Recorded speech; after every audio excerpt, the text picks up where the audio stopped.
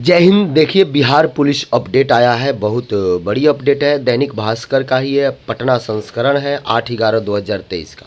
Bihar police को लेकर जांच में कई सारे खुलासे हुए। सभी अभ्यर्थी को जानना चाहिए। बिहार के जो भी अभ्यर्थी हैं या उनके गार्जियन हैं, सोचिए समझिए। एक विज्ञापन यदि सही से हो जाता है तो गांधी मैदान में पूरा उसका प्रचार प्रसार किया जाता है, लेकिन जो विज्ञापन में पहले ही प्रश्न पत्र आउट हो जाते हैं, हमेशा से कुछ ना कुछ होता है, उस पर कोई नाम तक नहीं लेता है। ये बिहार के लिए और बिहार के भविष्य के लिए बहुत दुर्भाग्य की बात है। कोई भी हो, कोई भी नेता हो, चाहे राज्य सरकार हो या केंद्र सरकार हो, युवाओं के साथ खेलना बंद कर देना चाहिए। केवल और केवल उनको वोट बैंक की राजनीति करनी है, युवाओं पर ध्यान नहीं देना है। ये मैं नहीं, ये सभी अभ्यर्थी का आरोप है। यहाँ पर देखिएगा, जांच में खुलासा हुआ। जांच में क्या क्या खुलासा हुआ, इस पर आप, ये वीडियो है, अंत तक बने रहिएगा, देखिएगा। जांच में खुलासा हुआ, परीक्षा तिथि से पहले प्रश्न हाथ लग गया था। यानी कि परीक्षा तिथि घोषित भी नहीं हुआ था, उससे पहले ही प्रश्न पत्र हाथ लग गया था। लाखों में बेचे। जून में विज्ञापन आते ही सक्रिय हुआ गिरोह। 90,000 बेची आंसर की। अब देखिए यहाँ पे, परीक्षा तिथि आने से पहले प्रश्न पत्र तो बहुत पहले ही बनता है, उसका प्रोसेस होता है। इसको हाथ लग गया था, चूँकि ऑफलाइन कराना रहता है, उतना बड़ा संख्या में है, सब कुछ व्यवस्थित करना रहता है, हाथ लग गया था। उसके बाद जून महीने में विज्ञापन आते ही सक्रिय हो गया गिरोह। जैसे ही विज्ञापन आया, सक्रिय हो गया पूरा गिरोह। 90,000 में बेची आंसर की। अब देखिए यहाँ पे थोड़ा सा ध्यान दीजिएगा, समझिएगा। सिपाही बहाली पेपर कांड में ईओयू की जांच है, जांच जारी है। जांच में यह बात आई कि 6 महीने से परीक्षा माफिया पेपर लीक कराने के जुगाड़ में लगे थे। यानी कि वह हमेशा से तत्पर रहते थे, 6 माह से कोशिश करते थे, प्रतिदिन कुछ ना कुछ प्रयास करते थे, जो विफल रह जाते होंगे या जो भी रह जाते होंगे। यहाँ पे देखिए, 6 महीने से माफिया पेपर जुगाड़ में लगे थे, लीक कराने। माफिया का गिरोह राज्य भर में ऑनलाइन ऑफलाइन तरीके से अभ्यर्थी में मोटी कमाई के लिए संपर्क साधने लगे।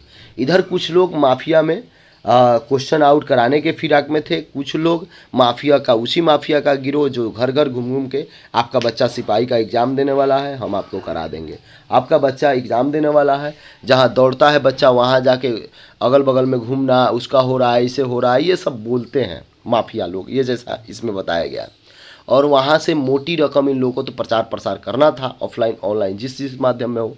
यहाँ पे देखिए, ऑनलाइन तरीके से अभ्यर्थी ने मोटी रकम के लिए संपर्क साधे। गिरोह के सदस्य अभ्यर्थियों को 100% सफलता की गारंटी भी दे रहे थे।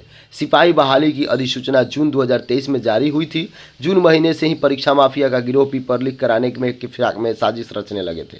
1 अक्टूबर को हुई लिखित परीक्षा में पहले ही प्रश्न पत्र माफियाओं के हाथ लग गया था। परीक्षा माफियाओं ने कई परीक्षा केंद्रों को मैसेज किया था, तो कुछ गिरोह इलेक्ट्रॉनिक डिवाइस से आंसर की बेच रहे थे। माफिया ने लाखों रुपए प्रश्न पत्र खरीदा और फिर उसका आंसर की 80 से 90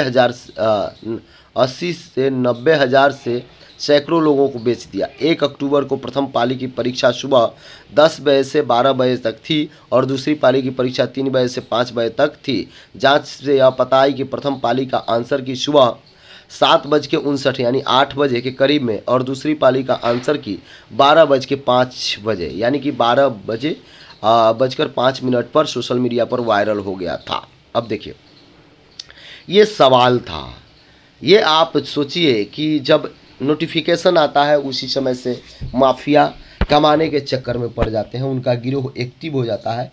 एक गिरोह प्रश्न पत्र आउट कराने के चक्कर में, तो दूसरा गिरोह पैसा का प्रबंध करने के चक्कर में। चूँकि पैसा का प्रबंध होगा, पैसा का ही खेल होता है, पैसा पर कितने लोग बिक जाते हैं, ये कभी कोई नहीं सोचता है कि उस अभ्यर्थी का क्या होगा जिसका कोई नहीं है, उस अभ्यर्थी का क्या होगा जो अपना चावल, गन्ना, धान, गेहूँ इत्यादि बेचकर फॉर्म अप्लाई किया है, उस अभ्यर्थी का क्या होगा जो अपने माता पिता का गहना या किसी का कोई सामग्री गिरवी रख के एग्ज़ाम देने जाता है। इन सारे चीज़ों पर भी विचार करना चाहिए। बिहार में वो स्थिति नहीं है जो सबके पास 50,000, 1 लाख, 2 लाख रुपया उपलब्ध हो। बहुत सारे लोग, ये अगर कोई भी प्रश्न पत्र लीक हो जाए, कोई खरीदे ही ना, तो ये संभव ही नहीं है। सब लोग खरीदते हैं, सब लोग, बहुत लोगों के पास पैसा है, वो चाहते हैं कि हमें नौकरी मिल जाए, कहीं भी नौकरी मिल जाए। आप भी जानते हैं, इसमें जांच में ये भी पाया गया कि बिहार पुलिस में पहले से ही कार्यरत लोग भी इसमें लग गए थे। तो जैसा जिस तरीक़ा से बहाली होगी, जिस तरीक़ा से लोग जिस विभाग में जाएंगे, उनका मकसद होगा कि उस विभाग को उतना ही गंदा भ्रष्ट कर दिया जाए। अब यहाँ पे देखिए, एक ही मोबाइल नंबर पर लाखों रुपए का भुगतान। दैनिक भास्कर ने सिपाही बहाली पेपर कांड को उजागर किया। इसके बाद केंद्रीय चयन पार्षद की जांच और मामला को सही पाते हुए 1 अक्टूबर को दोनों पाली की परीक्षा को रद्द कर दी गई। ईओयू की जांच में 6 टेलीग्राम चैनल और उसके एडमिन का नाम आया जो पेपर लीक में शामिल थे।